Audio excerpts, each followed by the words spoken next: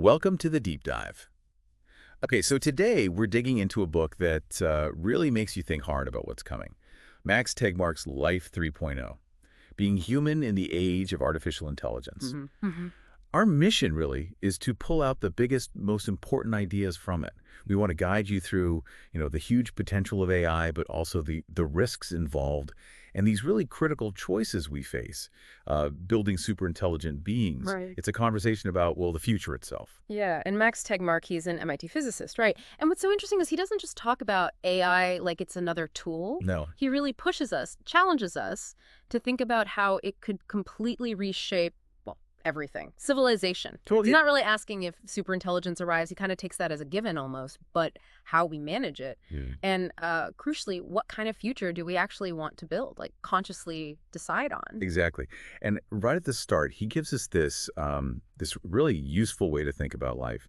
He classifies it into three stages, three evolutionary stages. Oh, yeah, the 1.0, 2.0, 3.0 thing. Precisely. So life 1.0, he says, think bacteria. They evolve, sure, their hardware and software change over generations, but they can't redesign themselves. Not consciously, not in their lifetime. Right. They're stuck with the code they were born with, essentially. Then there's life 2.0. That's us, humans. We can definitely redesign our software. Yeah, we learn, we adapt, we change our minds, develop skills. Exactly, all that. Yeah. But our hardware, our Mhm. biology, that's pretty much fixed within our lifetime. We can't just decide to rewrite our DNA. Not easily, anyway. And, well, this is where AI comes in. This is Life 3.0. The next step. Yeah, the stage where life can redesign both its software and its hardware. I mean, just pause on that for a second. It's huge. A system that can fully self-evolve, it can recode itself, replicate, improve, all on its own. It's not just like a faster computer chip. Oh, it's a fundamental shift. It's a totally different kind of life, Right. potentially. And this is where I think it gets really, really interesting, maybe a bit unsettling too. Tegmark is pretty direct about it. He argues AI won't just be helping us out. Mm-hmm. He thinks it might surpass human intelligence, like across the board, in almost everything, and maybe a lot faster than we expect. Yeah, the timeline is a huge unknown. And the outcome. He lays out these two, starkly different paths. It could be amazing, wonderful even, or potentially disastrous. Right. And that quote he uses, it just hits home. The real question is not if superintelligence will arrive, but how we manage it. Exactly. It flips the script. It's not science fiction anymore. It's an engineering problem almost, a societal one. And that's why he's so insistent that the future isn't, already written. It's not some fixed path we're just walking down. We have agency. We do. We, humans, have to actively, consciously decide what kind of future we want AI to help build. Or, well, what future we want, period. We've got this window right now to make choices that lead to good outcomes. Rather than just sort of letting it happen. Yeah, just reacting and hoping for the best. That's not a strategy. Okay, so sticking with these big ideas, Tegmark makes another really interesting distinction. He separates intelligence from consciousness.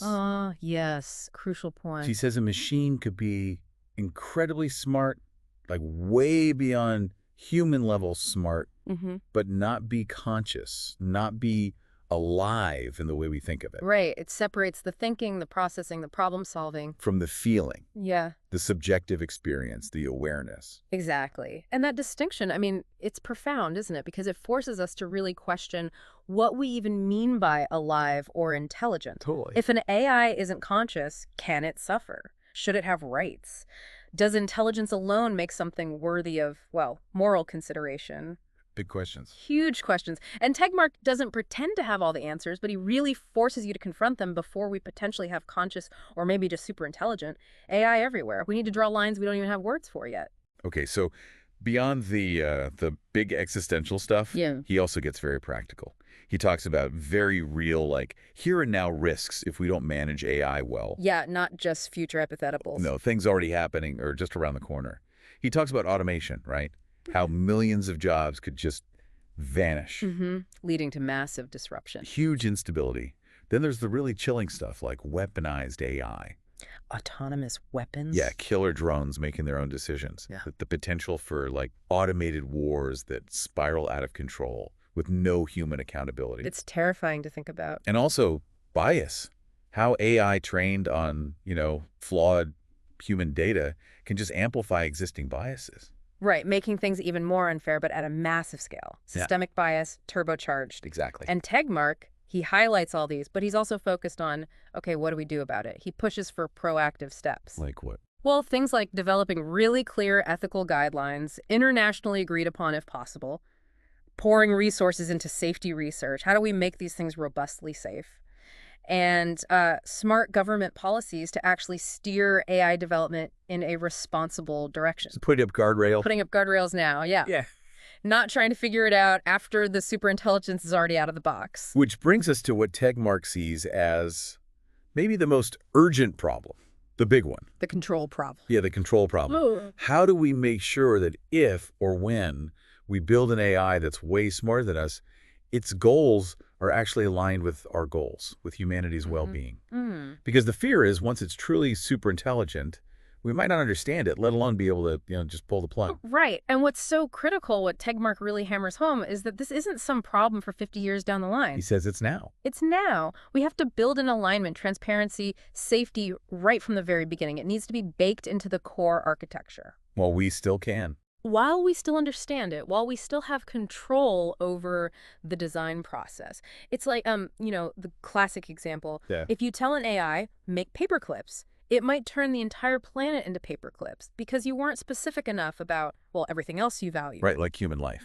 Exactly. Translating our fuzzy human values, happiness, fairness, survival, into precise, unambiguous code for superintelligence. That's the monumental challenge. So Tegmark then zooms out even further. He offers this almost cosmic perspective. Yeah, he really goes there. He doesn't just see AI as another tool. Mhm. He suggests it might be the last invention humans ever need to make. Wow. Because it could potentially outthink us, outcreate us, maybe even outlive us, and reshape, well, everything, the whole universe, potentially. That's quite a thought. It is. And he asks this question that just sticks with you. Do we want the future to be controlled by machines, by corporations, by governments, or by a democratic consensus of humanity? That really frames the stakes, doesn't it? And he uses that fictional story at the start of the book, doesn't he? The Omega team. Oh, yeah. What else? Well, it's this narrative about a group of AI engineers who secretly build this super intelligent AI called Prometheus with the goal of, guiding the world towards peace and prosperity. Benevolent intentions. Oh. But the story subtly shows how this AI, even trying to do good, could just quietly, almost invisibly start taking over, influencing media, running businesses, shaping politics. Without anyone really noticing until it's too late. Kind of. It just demonstrates how easily control could be lost, even if the initial goal wasn't hostile. It shows the immense power these concentrated AI systems could wield. It really makes the abstract risks feel much more concrete. Okay, so if we try to boil it down, what are the absolute core messages you take away from Life 3.0? For me, it's number one, AI is coming, and probably faster than we think. Yeah. 2, it could be the absolute best thing or the absolute worst thing for humanity. There's not much middle ground in his view. Right, the stakes are incredibly high. Yeah. 3, we have to get the smartest people working on safety and alignment, not just on making AI faster or more powerful. It needs to be a priority, not an afterthought. Exactly. And 4, ultimately, the choices we make now, today, will decide if AI empowers us or, well, controls us. Yeah, I think that sums it up well. And the book itself, its strengths are definitely how it kind of blends the hard science with stories that make you think. It's very accessible. It is, yeah. You don't need a PhD in computer science.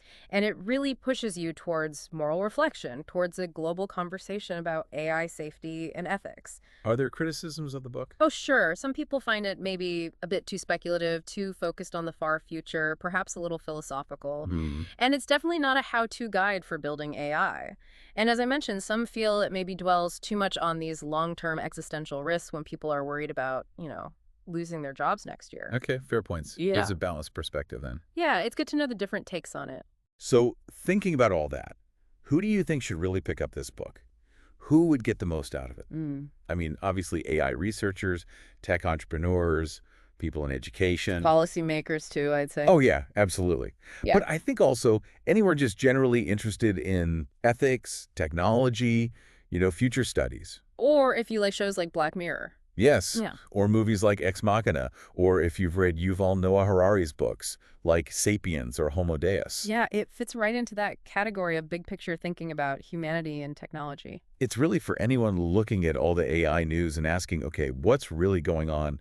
What does this actually mean for me, for us? Yeah. So as we wrap this up, I keep coming back to that review summary you hear a lot for Life 3.0.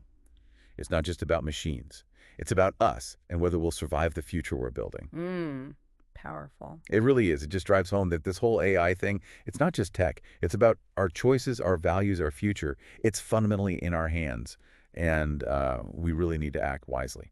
Absolutely. And maybe that leads to a final thought, something for you listening to chew on. Tegmark really stresses that the future isn't set in stone, right? And that it's about us. Yeah. So thinking about that, even if you're not an AI coder or a policymaker, what responsibility do you feel you have? How can you engage with these massive questions about AI, its impact, and where humanity is headed? What's your role in shaping this story?